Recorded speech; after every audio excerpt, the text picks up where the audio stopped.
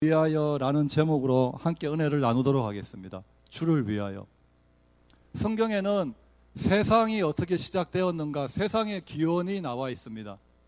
태초에 하나님이 천지를 창조하시니라. 또한 성경에는 죄가 어떻게 시작되었는가, 죄의 기원이 나와 있습니다. 로마서 5장에 한 사람으로 말미암아 죄가 세상에 들어오고 죄로 말미암아 사망이 들어왔나니, 한 사람 아담, 첫사람 아담으로 말미암아 이 세상에 죄가 들어왔다고, 그리고 죄로 말미암아 죽음이 들어왔다고, 죄의 기원과 죽음의 기원에 대해서 말하고 있습니다. 그렇다면 질문입니다. 한 사람으로 말미암아 죄가 세상에 들어왔는데 이 죄가 지금 세상 어디에 있습니까? 바다 깊숙한 곳에 있습니까? 아니면 교도소에 있습니까? 아니면 술집에 있습니까? 한 사람으로 말미암아 죄가 세상에 들어왔다고 합니다. 근데 이 죄가 지금 어디에 있는 것입니까? 로마서 7장에서 사도 바울이 죄가 어디 있는가 발견했습니다. 내가 원하는 선은 행하지 아니하고 도리어 내가 원하지 아니하는 악을 행하는도다. 만일 내가 원하지 아니하는 이것을 하면 이를 행하는 자는 내가 아니요 내 속에 거하는 죄니라. 사도 바울이 죄가 세상에 들어왔는데 그 죄가 자기 속에 있다는 것을 발견했습니다. 사도 바울 속에만 죄가 있을까요? 내 속에도 죄가 있습니다. 여러분 속에도 죄가 있습니다. 그것이 모든 사람이 죄인이라는 의미입니다. 죄는 마치 밀가루 반죽에 누룩이 하나 들어가면 퍼져나가듯이 우리 안에 들어옴으로 말미암아 우리를 오염시키기 시작했습니다. 우리의 생각과 감정과 의지를 오염시키기 시작했습니다. 마치 방사능에 육체가 오염되듯 우리의 영혼이 죄에 오염되었습니다. 죄에 오염된 사람들에게 공통적으로 나타나는 것이 무엇일까요? 그것은 지극히 이기적이고 자기중심적인 본성으로 나타나게 됩니다. 모든 사람이 죄에 오염된 결과 그 본성이 지극히 이기적이고 자기중심적으로 비틀어지고 굽어져 버리고 말았습니다. 우리가 하는 얘기들을 물어보면 얼마나 우리가 이기적으로 자기중심적인 본성을 가지고 살고 있는지 알 수 있습니다. 이런 말이 있죠. 사촌이 땅을 사면 배가 아프다. 남이 잘 되면 속상한다는 겁니다.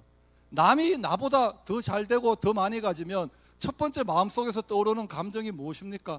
시기와 질투입니다. 왜냐하면 우리가 죄에 오염돼서 우리의 본성이 이기적이고 자기중심적으로 바뀌었기 때문입니다.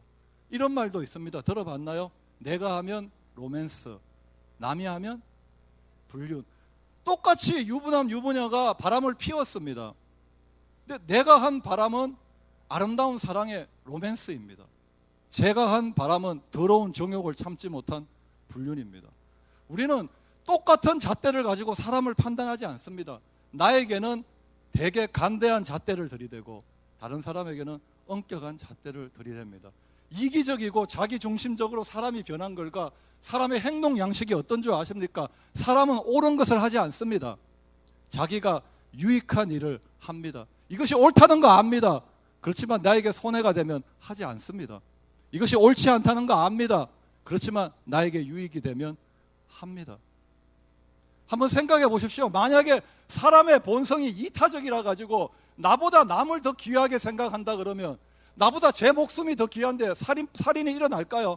나보다 제 물건이 더 귀한데 도둑질이 일어날까요? 법이 필요 있을까요? 사람의 본성이 이타적이라면 법이 필요 없습니다. 법이란 무엇입니까? 우리가 이기심을 절제하지 못하고 자기중심적인 본성이 절제되지 않기 때문에 인위적으로 그걸 제한하려고 만든 것이 법입니다. 세상에 보십시오. 거짓말 가르쳐주는 학교가 있습니까? 살인을 7주 동안에 살인 죽이는 법을 가르쳐줍니다. 속성 학원이 있습니까? 사기치는 법을 가르치는 학원이 있습니까? 없습니다. 근데 사람은 거짓말합니다. 살인합니다. 도둑질합니다. 왜? 자기를 위해서, 자기의 유익을 위해서, 자기가 원하는 것을 가지기 위해서. 사람은 힘만 있다면 어떤 짓도 할 수 있는 이 지구상에서 가장 무섭고 잔인한 피조물이 죄에 오염된 이기심으로 가득 찬 사람입니다. 전쟁이 왜 일어납니까, 여러분? 인류 평화를 위해서, 인류 문명의 발전을 위해서 전쟁이 일어납니까? 국익을 위해서 전쟁이 일어납니다. 국익, 사람의 유익을 추구하기 얻기 위해서, 내가 원하는 그것 가지기 위해서, 내가 원하는 저 여자 가지기 위해서 옛날에는 트로이 전쟁이 일어났습니다. 환경이 왜 이렇게 파괴되었습니까? 독수리 때문에 세상 환경이 파괴되었습니까? 호랑이 때문에 세상 환경이 파괴되었습니까? 사람 때문에 환경이 파괴되었습니다. 정확히 사람의 지독한 이기심과 자기중심적 본성 때문에 세상이 이렇게 파괴되었습니다. 그런데 문제는 무엇입니까? 이 이기심과 자기중심적 본성은 교육으로 안 고쳐진다는 것입니다. 박사학위를 딴다고 이기심이 고쳐집니까? 자기중심 태도가 고쳐집니까? 우리나라를 보십시오. 옛날에는 얼마 못 살았습니까? 지금 국민소득이 수백 배로 뛰어 올랐지만 사람들은 더 이기적이 되어버렸습니다. 더 자기중심적인 사람들이 되어버리고 말았습니다. 민주주의도 공산주의고 왕정이고 자본주의고 사람의 이 지독한 이기심과 자기중심적 본성은 바뀌지가 않는다는 것입니다. 고쳐지지 않는다는 것입니다. 거기 죄에 오염된 우리 사람의 비참한 실상이라는 것입니다. 그런데 문제는 또 무엇입니까? 만약에 생각해 보십시오. 지구상의 50억 인구가 모두 애꾸눈으로 살고 있다면 우리는 애꾸눈이 정상이라고 생각할 것입니다. 지구상의 모든 사람들이 죄에 오염되어서 이기적으로 자기중심적으로 자기 자신만을 위하여 사니까 우리는 이렇게 사는 것이 마땅한 줄 알고 생각했습니다. 문제의식을 느끼지 않습니다. 사람은 이기적으로 사는 게 마땅하지. 사람은 자기중심적으로 사는 것이 마땅하지. 그런데 예수님은 이 땅에 오셨을 때 그렇게 생각하지 않으셨습니다. 복음서를 보십시오.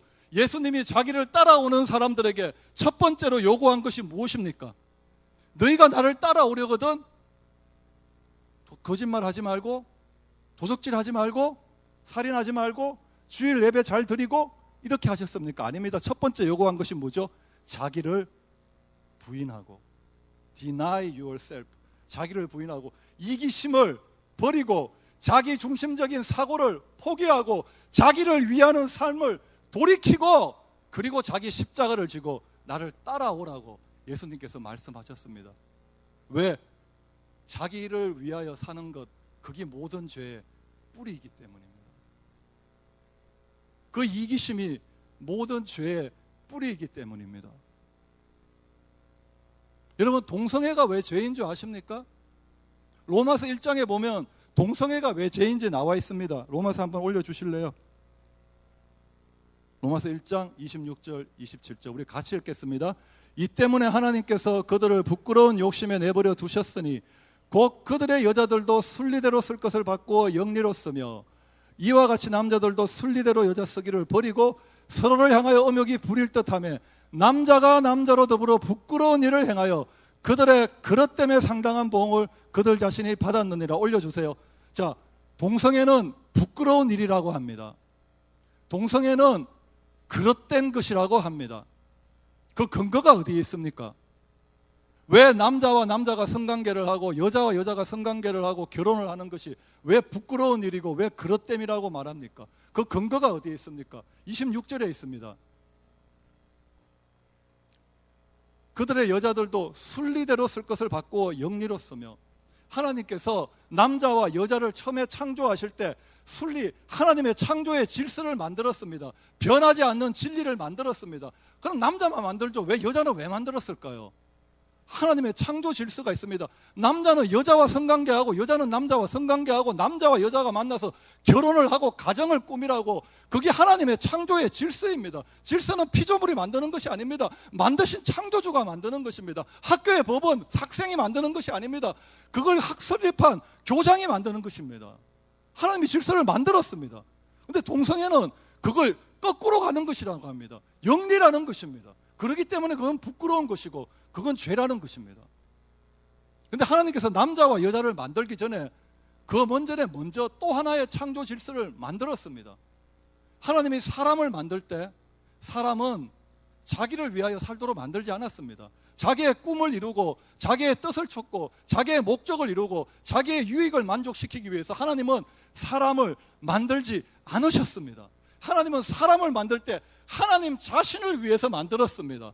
사람을 만들 때 이 만든 사람이 자기를 만든 하나님을 위해서 살도록, 하나님의 뜻을 이루기 위해서 살도록, 하나님의 목적을 이루기 위해서 살도록, 하나님을 예배하기 위해서 살도록, 그것이 만든 것이 하나님의 창조의 질서입니다. 그것이 진리입니다. 아멘이십니까? 그런데 내가 하나님을 위하여 살도록 만들어진 인간이 자기를 위하여 사는 것은 이건 마치 동생애처럼 영리입니다. 진리를 거스려 거꾸로 사는 것입니다. 이거는 부끄러워해야 되는 일입니다. 이거는 그릇된 것입니다. 그런데 사람들은 자기를 위해 살면서도 하나도 부끄러워하지 않습니다. 그릇된다고 말하지 않습니다. 왜? 죄에 지극히 오염되어 가지고 너무나 이기적이고 자기 중심적으로 바뀌었기 때문에 자기를 만드신 하나님을 위하여 살도록, 그것이 진리인데도 불구하고 진리를 거스려 살면서도 부끄러운 줄 모르고 사는 것이 사람입니다. 자기를 위해 사는 거, 진리를 거스려 사는 거고, 창조의 순리를 거스려 사는, 거꾸로 사는 영리이고 모든 죄의 뿌리입니다. 그런데 오늘 본문에 아주 특별한 사람들이 나옵니다. 새로운 인류가 등장합니다. 우리 중에는 누구든지 자기를 위해 사는 자가 없고 자기를 위해 죽는 자도 없도다. 우리는 살아도 주를 위해 살고 죽어도 주를 위해 죽나니 그러므로 사나 죽으나 우리가 주의 것이로다. 와, 이 사람들은 도대체 어떤 사람들입니까? 모두가 자기를 위해 사는 세상에 나타나서 우리는 그렇게 살지 않아. 우리는 나를 만드신, 나에게 생명과 호흡을 주신 하나님을 위해 살아. 우리는 진리를 따라 살아. 라고 이렇게 말하는 사람은 회개한 사람들입니다. 여러분, 회개가 무엇입니까? 회개는 방향전환입니다. 구약에 보면 회개를 했었던 선지자들이 했던 말이 있습니다. 돌아오라, 돌이키라. 회개는 방향전환입니다. 나를 위하여 사는 삶을 고집하는 사람이 하나님의 말씀을 통해서 나를 위하여 사는 삶은 진리를 거스리는 삶이구나, 이거는 창조의 순리를 거스리는 삶이구나를 깨닫고 방향을 돌이켜, 진리를 따라 사는 것은 나를 만드신, 나에게 생명을 주신 하나님을 위하여 사는 것이라구나, 이 방향 전환이 일어났을 때 이것을 회개라고 하는 것입니다. 여기 나타난 우리들은 회개한 사람입니다. 이것은 교육으로 되는 일이 아닙니다. 이것은 박사학위를 딴다고 이런 방향 전환이 일어나는 것이 아닙니다. 이것은 하나님이 하신 일의 결과입니다. 이 사람들은 회개한 사람일 뿐만 아니라 두 번째, 거듭난 사람들입니다. 에스겔서 36절에서 거듭남을 이렇게 예언하고 있습니다. 우리 같이 읽어볼까요? 또 새 영을 너희 속에 두고 새 마음을 너희에게 주되 너희 육신에서 굳은 마음을 제거하고 부드러운 마음을 줄 것이며. 올려두세요. 이게 구약에서 말한 하나님께서 신약 시대에 예수님의 십자가를 통해서 일으킬 거듭남에 대한 예언입니다. 새 영을 너희 속에 두고 새 마음을 너희에게 주되 육신 속에서 굳은 마음을 제거하고 부드러운 마음을 준다. 거듭남은 육신 속에서 굳은 마음이 제거되고 새 마음, 부드러운 마음이 내 속에 들어오는 것이 거듭남입니다. 육신 속에서 굳은 마음이 제거될 때 사람들은 어떻게 고백할까요? 이렇게 고백합니다. 우리 중에 누구든지 자기를 위해 사는 자가 없고 자기를 위해 죽는 자도 없도다. 그리고 새 마음이 우리 속에 들어올 때 어떻게 고백할까요? 우리가 살아도 주를 위해 살고 죽어도 주를 위해 죽나니 사나 죽으나 우리가 주의 것이로다. 아멘. 여러분, 굳은 마음이 제거된 흔적이 있으십니까? 새 마음을 받은 흔적이 있으십니까? 거듭남의 흔적이 있으십니까? 그런 흔적을 가지시기를 예수님의 이름으로 축원합니다. 로마서 9절에는 이렇게 말씀합니다. 9절 올려주실래요? 로마서 14장 9절. 이를 위하여, 제가 읽어드리겠습니다. 이를 위하여 그리스도께서 죽었다가 다시 살아나셨으니 곧 죽은 자와 산 자의 주가 되려 하심이라.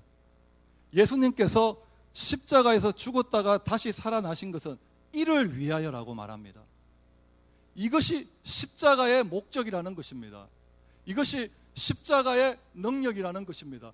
자기만을 위하여 사는 자들로 그 이기심과 자기 중심적 본성을 깨트려 다시는 자기를 위해 살지 않게 만들고, 그리고 그 마음속에 하나님을 향한 사랑과 충성의 불을 붙여서 이제는 주를 위해 살도록 만들게 하기 위해서 주님께서 십자가에서 죽으셨다는 것입니다. 진리를 거스려 사는 자들을 그냥 용서해 주셔서 천국에 데리러 가려고 예수님께서 죽으신 것이 아니라, 진리를 거스려 사는 자들을 십자가의 능력으로 그의 본성을 뜯어 고쳐버려서 주를 위해 살도록 진리를 따라 살게 만들고 난 뒤에, 그리고 천국에 데리고 가기 위해서 주님께서 십자가에 죽으시고 부활하셨다는 것입니다. 아멘이십니까? 이것이 주님께서 십자가에서 죽으시고 부활하신 이유입니다. 우리의 이기심과 죄에 오염된 우리의 지독한 이기심과 자기 중심적 본성을 깨트려 다시는 자기를 위하여 사는 삶을 살지 않게 만들고, 그 방향을 돌이켜 진리를 따라 살아도 주를 위해, 죽어도 주를 위해, 사나 죽으나 나는 주님의 것입니다 라고 고백하는 새로운 피조물들로 만들기 위해서 주님께서 십자가에서 죽으시고 부활하셨다는 것입니다. 이 주님의 뜻이 여러분의 삶에 이루어지기를 예수님의 이름으로 축원합니다. 그런데 이 뜻은 모든 사람에게 이루어지지 않습니다. 십자가에서 주님의 이 목적이, 이 십자가의 능력이 누구에게 이루어집니까? 우리 표를 한번 읽어볼까요? 감사하는 교회 비전 스테이트먼트 같이 읽어볼까요? 예수 믿고 변화되어 세상을 축복하는 교회.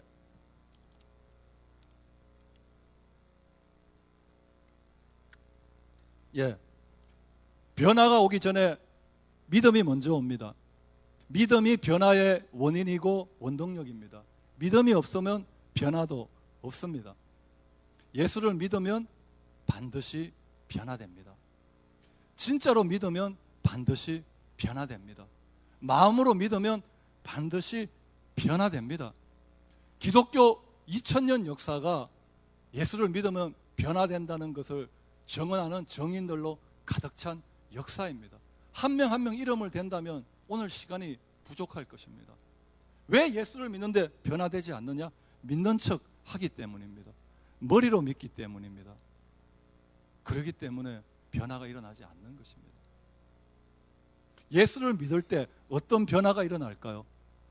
예수를 믿을 때 어떤 변화가 일어날까요? 주일에 교회 안 나가는 사람들이 교회 나가는 변화가 일어날까요? 금요일 날 친구들 만나서 클럽 가는 친구들이 기도회로 오는 변화가 일어날까요? 술, 담배 좋아하는 사람들이 술, 담배 끊는 변화가 일어날까요? 물론 그런 변화도 일어납니다. 그런데 예수를 믿으면 본질적인 변화가 일어납니다. 인생의 방향의 변화가 일어납니다. 나를 위해 사는 삶에서 하나님을 위하여 사는 삶의 그 변화가 예수를 진짜 믿으면 일어납니다. 예수를 믿는다는 것이 도대체 뭘 믿는다는 것입니까? 예수님께서 무리를 걸었다는 것을 믿는 것입니까? 보리떡 5개와 물고기 2마리로 5,000명을 먹였다는 것을 믿는 것입니까? 부활했다는 것을 믿는 것입니까? 이 모든 기적의 이유는, 이 모든 기적의 동기는 예수가 하나님인 것을 믿게 하기 위해서 행하셨던 기적들입니다. 그는 근본 하나님의 본체시나 하나님과 동등됨을 취할 것으로 여기지 아니하시고 오히려 자기를 비워 종의 형체를 가지사 사람들과 같이 되셨고 사람의 모양으로 나타나사 자기를 낮추시고 죽기까지 복종하셨으니 곧 십자가에 죽으심이라.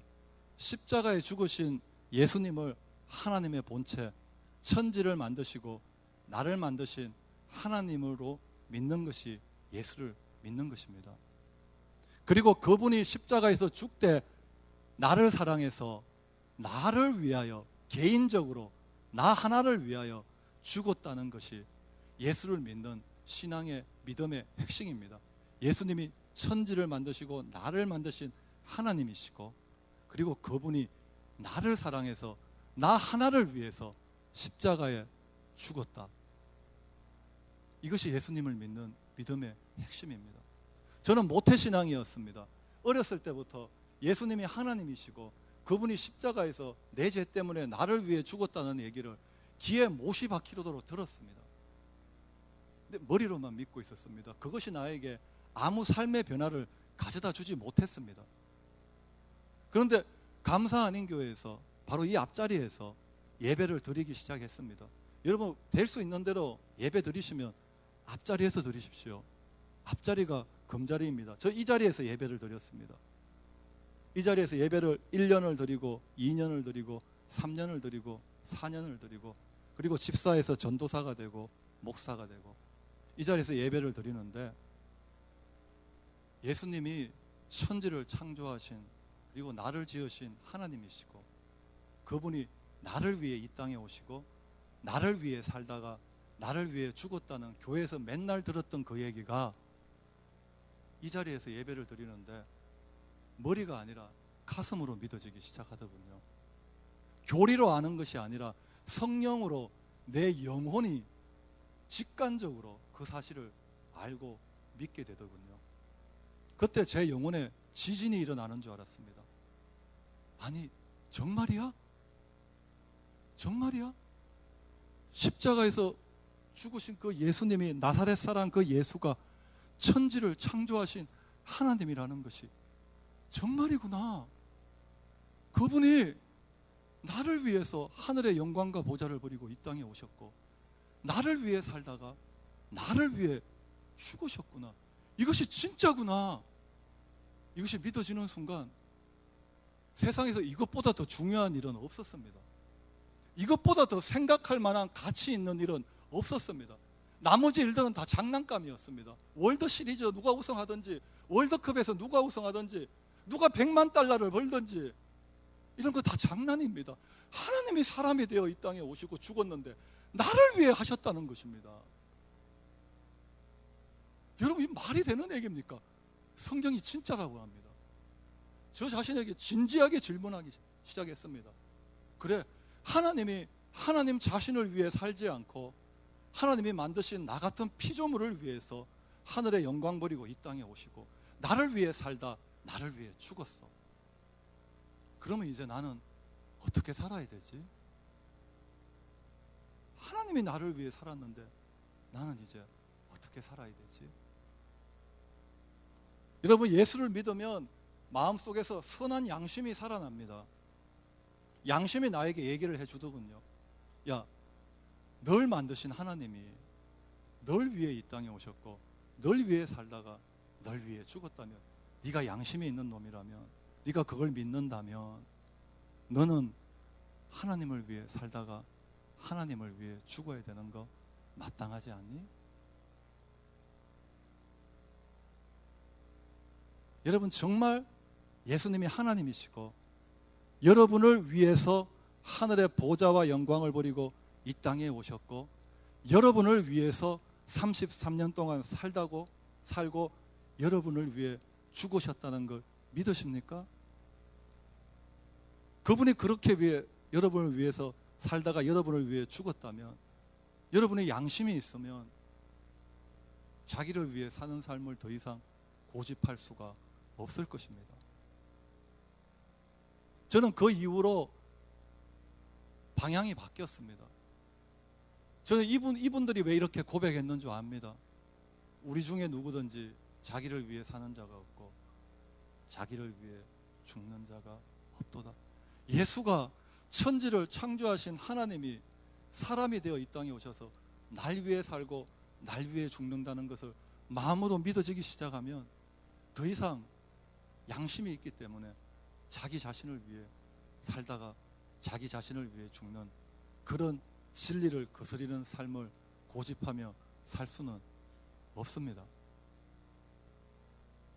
두 번째, 예수를 믿는다는 것은 예수님이 하나님이시고 나를 사랑해서 십자가에서 죽으셨다는 것을 믿는 것입니다. 하나님이 나를 이처럼 사랑하신다는 것을 믿는 것입니다. 하나님이 나를 사랑하시되 대충 사랑하는 것이 아니라 자기의 하나밖에 없는 아들을 주시기까지 사랑한다는 것을 믿는 것입니다. 주님이 나를 사랑하시되 대충 말로만 사랑하는 것이 아니라 나를 사랑해서 나를 위하여 자기 목숨까지도 내줄 정도로 나를 사랑한다는 것을 믿는 것입니다. 그 사랑을 믿을 때 우리의 마음이 그 사랑으로 정복되기 시작합니다. 고린도후서 5장 띄워주세요. 우리 같이 읽어볼까요? 그리스도의 사랑이 우리를 강권하시는도다. 우리가 생각하건대 한 사람이 모든 사람을 대신하여 죽었은즉 모든 사람이 죽은 것이라. 여기까지요. 예, 그리스도의 사랑이 어떤 사랑입니까? 그리스도는 하나님입니다. 하나님의 사랑이, 자기의 아들을 아끼지 않고 내어주시는 그 하나님의 사랑이, 나를 사랑이사 나를 위하여 자기 몸을 내어주시는 그 하나님의 사랑이 우리를 강권합니다. 우리가 누구입니까? 로마서 14장에 나온 그 우리입니다. 자기를 위해 살지 않겠다고 주를 위해 살게로 결단하는 그 우리를 강권한다는 것입니다. 사랑이. 관권이라는 말이 무슨 말입니까? 포로로 사로잡는다는 얘기입니다. 밧줄로 결박한다는 얘기입니다. 정복한다는 말씀입니다. 그리스도의 사랑의 줄이 나의 마음을 포로로 사로잡았다는 것입니다. 내가 그리스도의 사랑의 포로가 되었다는 것입니다. 그리스도의 사랑의 줄이 내 마음을 결박했다는 것입니다. 나를 위하여 사는 삶을 가는 나를 사랑으로 결박했다는 것입니다.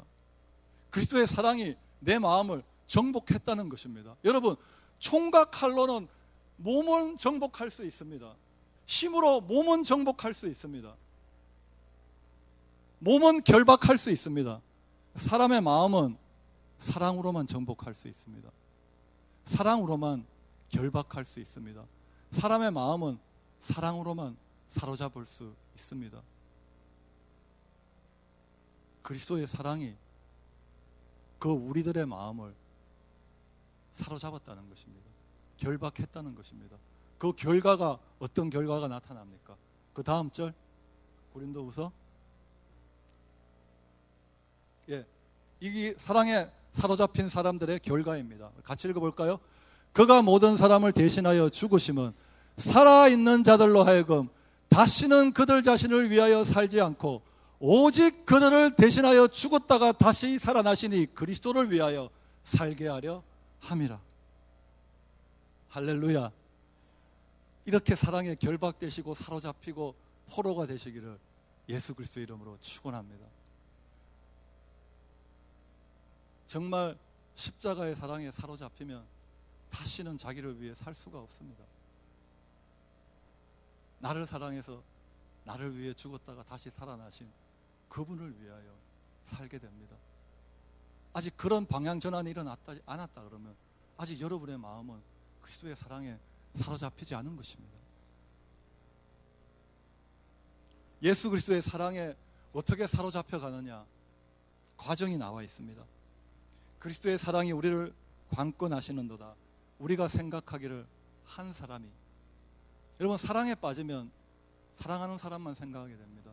예수 그리스도의 사랑에 사로잡힐 때 먼저 그리스도의 사랑은 우리의 생각을 사로잡기 시작합니다. 그래서 예수 그리스도의 사랑에 생각이 사로잡힌 사람들은 고백합니다. 내가 예수 그리스도와 그의 십자가에 못 박힌 것 외에는 생각하지 아니하기로 작정하였노라. 예수 그리스도와 그분의 십자가를 깊이 생각하게 됩니다. 십자가를 통해서 확정된 하나님의 사랑을 깊이 생각하게 됩니다. 왜? 생각이 사로잡혔기 때문에요. 정말 하나님이 도대체 나를 얼마나 사랑하시기에 하나밖에 없는 아들까지도 나에게 내줄 수 있는 것일까? 도대체 주님이 나를 얼마나 사랑하시기에 하늘의 영광과 보좌를 포기하면서까지 이 땅에 오셔서 나를 위해 죽어줄 수가 있는 것일까? 도대체 하나님이 나를 얼마나 사랑하는 것일까? 그리고 왜 십자가밖에 없을까? 죄인을 구원하는 방법이 왜 십자가밖에 없을까? 십자가는 너무너무 하나님의 편에서 보면 아들도 희생해야 되지, 영광도 버려야 되지, 보좌도 버려야 되지, 하나님이 누릴 수 있는 모든 자유와 특권 다 버려야 되지. 하나님의 모든 것을 희생하지 않으면 성공할 수 없는 방법이 십자가 구원의 방법인데, 왜 전능하신 하나님께서 다른 방법도 있었을 건데 굳이 왜 십자가를 통해서 죄인을 구원하시는 방법을 선택하셨을까? 왜 십자가일까? 다른 방법 없을까? 깊이 생각하게 됩니다. 그러면 주님께서 말씀과 기도 가운데 깨닫게 해주십니다. 아, 그렇구나.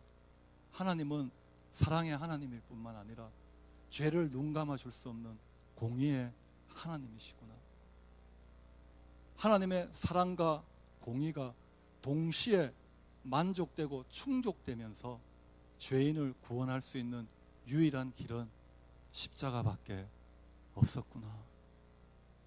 아, 정말 하나님은 나를 사랑하시는구나. 나를 위해서라면, 나의 필요를 채우기 위해서라면, 나를 살리기 위해서라면 아들까지도, 보좌까지도, 모든 영광도 아끼지 않고 포기하시고 버리고 희생할 정도로 하나님은 나를 정말로 이처럼 사랑하시는구나. 그리고 하나님의 말씀 속에서 하나님의 마음을 보기 시작합니다. 전에는 부담스러웠던 말씀, 왜 하나님께서 마음을 다하고 목숨을 다하고 뜻을 다하고 힘을 다하여 나를 사랑하라고 요구하셨는지 알게 됩니다. 아, 하나님이 나를 먼저 사랑하셨구나. 나를 먼저 사랑하실 때 하나님께서 대충 사랑한 것이 아니라 마음을 다하고 목숨을 다하고 뜻을 다하고 힘을 다하여 나를 사랑하셨구나. 마치 이 세상에 나 하나밖에 없는 것처럼, 마치 이 세상에 내가 당신의 전부인 것처럼 그렇게 하나님은 나를 사랑하셨구나. 우리가 예수 그리스도와 십자가를 깊이 생각할 때 십자가에 왜 십자가가 필요했는지, 하나님이 우리를 얼만큼 사랑하는지 그 사랑에 우리의 생각이 사로잡히게 됩니다.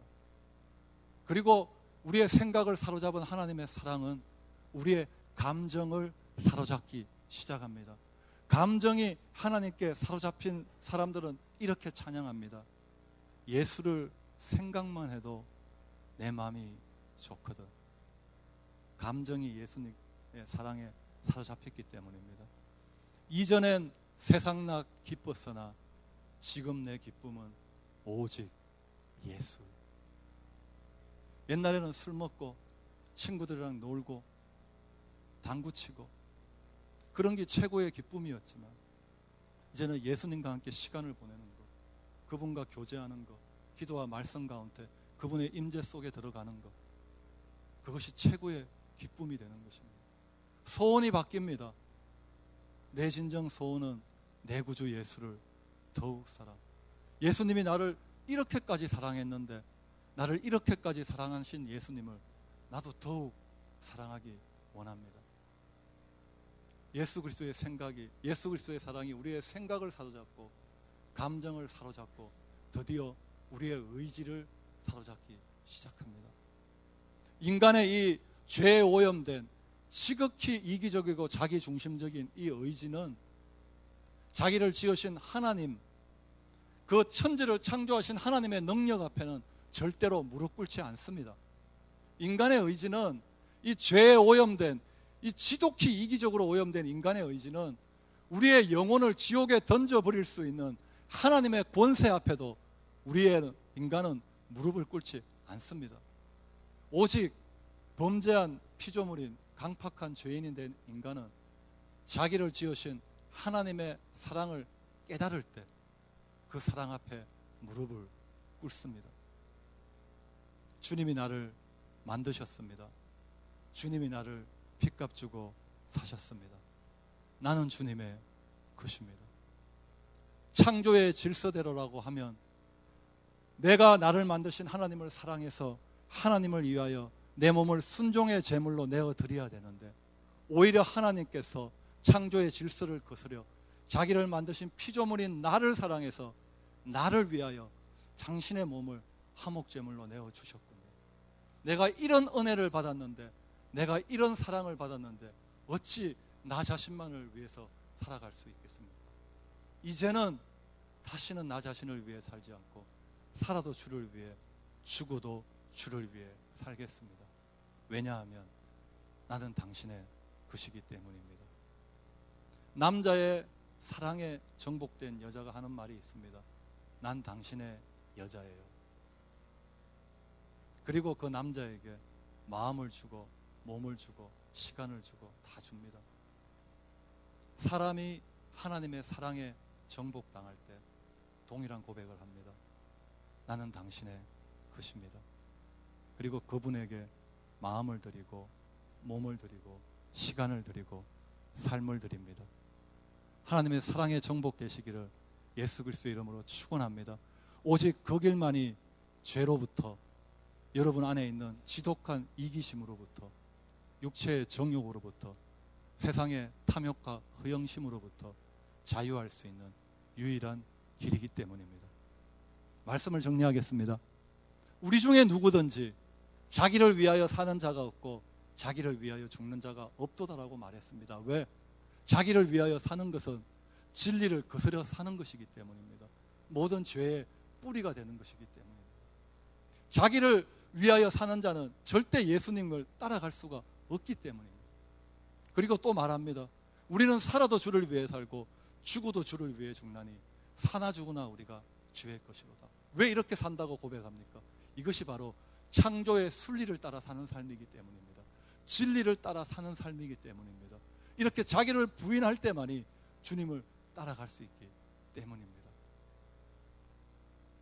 로마서 이 14장의 고백, 저는 너무 좋아가지고 매일 암송합니다.